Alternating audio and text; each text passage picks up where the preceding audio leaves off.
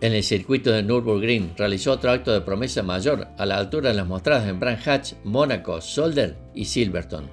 Con un auto que no era considerado de los 6 mejores de la parrilla, terminó cuarto, a pesar de que mientras corría segundo detrás de Carlos Reutemann, se había estado filtrando combustible en la cabina de su DN5 durante las últimas vueltas alrededor del larguísimo circuito de Nürburgring, quemándose la piel, casi cegándolo con sus vapores. En la vuelta final, la gasolina le saturaba parte de la cara y casi los ojos.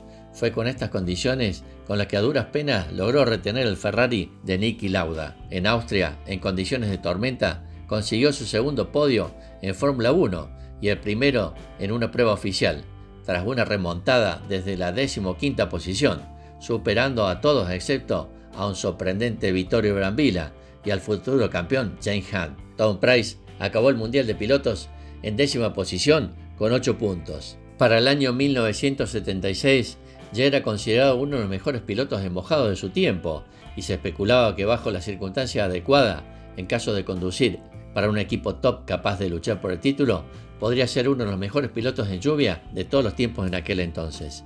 Se creía que era cuestión de tiempo que ganara alguna carrera oficial y que pronto se lo vería pilotando para un equipo puntero. Pryce consiguió un podio en la primera carrera de la temporada de 1976 de Fórmula 1 en Interlagos, aunque a expensa del abandono de su compañero Jean-Pierre Jarier, en Kyalami Long Beach abandonó, aunque rodando en todo momento en los puestos de cabeza, pudiendo plantar cara a todo piloto que no fuera Niki Lauda o James Hunt.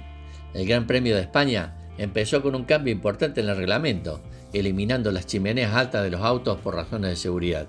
Esto fastidió mucho por sí la pobre fiabilidad de Shadow, que se vio obligado a invertir en este apartado durante el resto del año para volver a ser medianamente competitivos. 1976 marcó el año en que los mejores equipos recibían Goodyear exclusivos, McLaren, Ferrari y Tyrrell con su proyecto de 6 ruedas, y esto junto a revisiones aerodinámicas con el rendimiento del alerón delantero le fastidió del todo. Jarier y Pryce clasificaron 15º y 22º respectivamente, lejos de los top 10 donde ambos habituaban estar. Quedaba claro que Shadow tenía que diseñar un auto nuevo y el DN5B tenía que pasar al retiro. Durante la mitad de la temporada, Pryce superaría habitualmente a su compañero, pero solo conseguiría puntuar una vez con una meritoria 5ª posición en Brands Hatch. En Nürburgring, Pryce rodó por la parte baja de la parrilla, pero nuevamente la lluvia hizo acto de presencia y el galés logró acabar en el top 8, superando al Ferrari de Clay Regazzoni. En Austria, consiguió una inexplicable 6ª posición en la parrilla y llegó a ponerse 5º en la salida, pero la carrera lo devolvió a la realidad, abandonando por frenos en la vuelta 14. En el Gran Premio de los Países Bajos, por fin llegó el ansiado nuevo auto, el Shadow DN8, esta vez puesto en manos de Pryce en vez de su compañero, lo que verificaba su estatus de primer piloto de la escudería a estas alturas del campeonato. Debutó con una 3ª posición en la parrilla y el auto acabó 4º en la carrera. En Monza consiguió una 8ª posición por detrás de los Tyrrell, Ferrari y March. En Monza, Colin Chapman se dirigió a Tom Pryce para discutir asuntos sobre su fichaje. Tom resolvió seguir en la escudería por cuestiones de contrato, pero expresó su gran deseo de correr para Chapman de cara a 1978, a expensas de que su pareja Nella no estaba cómoda con la idea debido a la fragilidad y la falta de seguridad de los Lotus. La gira norteamericana no trajo buenos resultados y el campeonato de 1976 acabaría en Japón bajo una lluvia realmente feroz. Durante las primeras vueltas, Pryce se dedicó a rodar consistentemente sin fallos, remontando desde la 14ª posición hasta ponerse segundo tras adelantar al Tyrrell de Patrick Depailler en la vuelta 40, superando a todos. Fue el piloto más rápido en el cuadro de la carrera. El único piloto delante de él era James Hunt, que luchaba por el campeonato del mundo.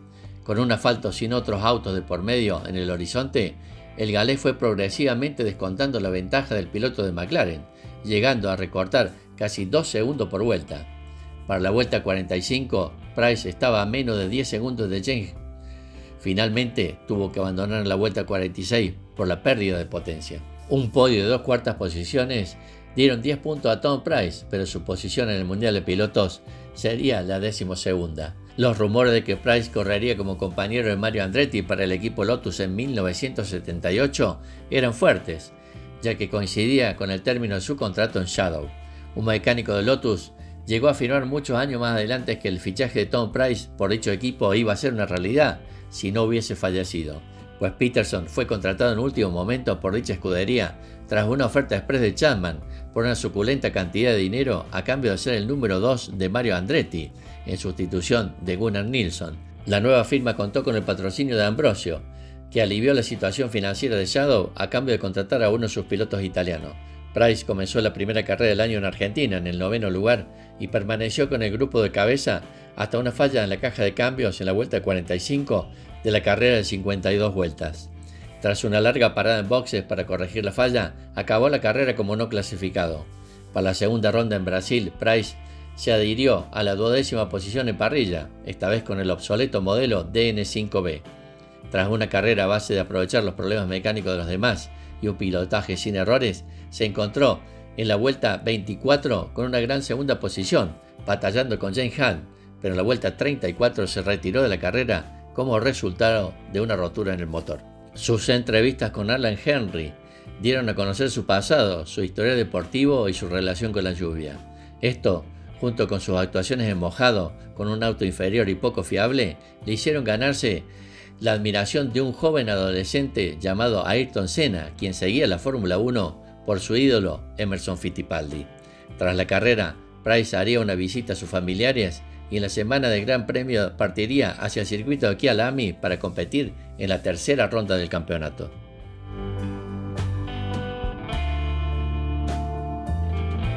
Durante las prácticas en el Gran Premio de Sudáfrica de 1977, Tom Pryce lograría ser el más rápido de la sesión, celebrándose la misma solamente en condiciones de mojado. Pryce registró un tiempo de 1 minuto 31 segundos 57 milésimas, con el siguiente mejor el eventual campeón del mundo de 1977, Niki Lauda. El propio Tom Pryce hacía sonrientes vaticinios sobre la posibilidad de que lloviera en la carrera. Sin embargo, la clasificación se disputó en condiciones normales y Tom solo pudo ser 15º en la parrilla, casi 2 segundos más lentos que el poleman James Hunt. En una entrevista poco antes de la carrera, Pryce afirmó que el motor Ford Cosworth no podía extraer todo su potencial en las rectas, debido a que la refrigeración era insuficiente y el auto tendía a no funcionar bien en condiciones de seco con climas muy cálidos. El DN8 fue también protagonista doble del terrible incidente que le costó la vida a Tom Pryce y a un comisario que iba a auxiliar al auto de Zorzi en Kyalami. El sábado 5 de marzo, Tom no largó bien y al final de la primera vuelta marchaba último con su Shadow DN8 Cosworth número 16, aunque rápidamente comenzó a recuperar posiciones. En el segundo giro superó al estadounidense Brett Langer y a su coequiper el italiano Renzo Zorzi, y en el siguiente hizo lo propio con el brasileño Alex Dias Ribeiro y el holandés Johan Gerhard. Tal fue el avance que en la vuelta 18 el galés había descendido de la posición 22 al puesto número 13. En el giro 22, Renzo Zorzi, quien marchaba 19, detuvo su Shadow casi frente al muro de boxes. Como la recta principal, que medía 1.300 metros del antiguo circuito de Kyalami, tenía un gran desnivel, el italiano lo hizo pasando la curva 9, que era en ascenso hacia la derecha y donde más adelante también había un puente peatonal que atraviesa la pista. El DN8 de Zorzi presentó un principio de incendio en el motor por problemas en la bomba de combustible, y tras unos segundos donde finalmente pudo desconectar el tubo de oxígeno de su casco, el piloto abandonó el auto. Pero esto desencadenaría una tragedia, literalmente horrorosa, por una gravísima falla de seguridad. Los organizadores del Gran Premio Sudafricano reclutaron los auxiliares de pista por un aviso, y 2 de los que respondieron a la convocatoria y finalmente fueron aceptados fueron Fredrik Jensen Van Buren, de 19 años, que trabajaba como maletero en el aeropuerto de Johannesburgo, y Bill Williams, un chapista de 25 años. Esta improvisación y falta de profesionalismo serían clave para lo que estaba a punto de suceder.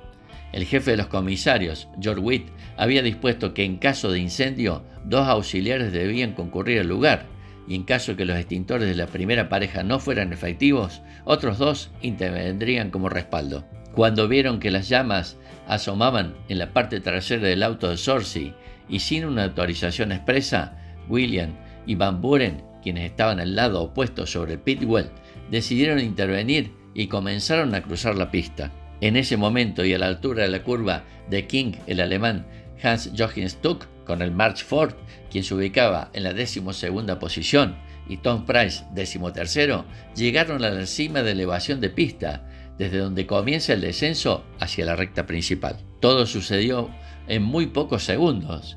Stuck vio a William y a Van Buren e instintivamente volanteó hacia la derecha para esquivarlo, lo que lo logró, pero como Price venía muy cerca del alemán, no los vio y por ende fue prácticamente imposible que los eludiera. William se salvó por metros de ser embestido por el galés, pero este atropelló a más de 270 km por hora a Van Buren, que murió en el acto y cuyo cuerpo literalmente desintegrado cayó frente a Sorcy y William. Pero el drama no terminó aquí. El extintor de 18 kilos que llevaba Van Buren se estrelló contra el casco blanco con 5 líneas verticales negras de Price. Se lo arrancó y él mismo cayó varios metros más adelante, al costado de la pista, antes de golpear la barra antivuelco del Shadow. Con el galés ya muerto, pero con su pie derecho aún sobre el acelerador, el Shadow continuó a toda velocidad su descontrolado andar durante unos 700 metros. Primero se despistó por la derecha, luego rozó el guardarray del mismo lado, chocó contra una entrada de vehículos de emergencia y nuevamente se dirigió hacia la pista, donde a la altura de la primera curva, llamada Crowthorne, chocó al Ligier JS7 Matra del francés Jacques-Henri Lafitte, que ocupaba el 14º puesto. Finalmente, ambos terminaron contra el muro de hormigón envueltos en las catch fence, que eran unos alambrados o mallas metálicas que se utilizaban para detener la Fórmula 1 en esa época. Y cuando el sorprendido Lafitte, quien resultó ileso, se bajó de su auto y se acercó al Shadow de Price, solo alcanzó a esbozar una mueca de asombro y horror al ver a su colega. En el año 2009, conmemorándose el 60 aniversario de su nacimiento, gracias a una iniciativa popular promovida por aficionados sudafricanos e ingleses, se colocó en su pueblo natal un memorial en su honor en un acto público. En dicha conmemoración estuvieron su madre, su viuda y el alcalde de Ruthin, algunos ex pilotos y Alan Rees, el jefe del extinto equipo Shadow Racing Cars. Su padre falleció el 7 de marzo de 2007 y uno de sus deseos manifestados en su lecho de muerte era que algún día se homenajease a su hijo y sus méritos deportivos. Una de las rectas del circuito galés de Anglesey lleva su nombre.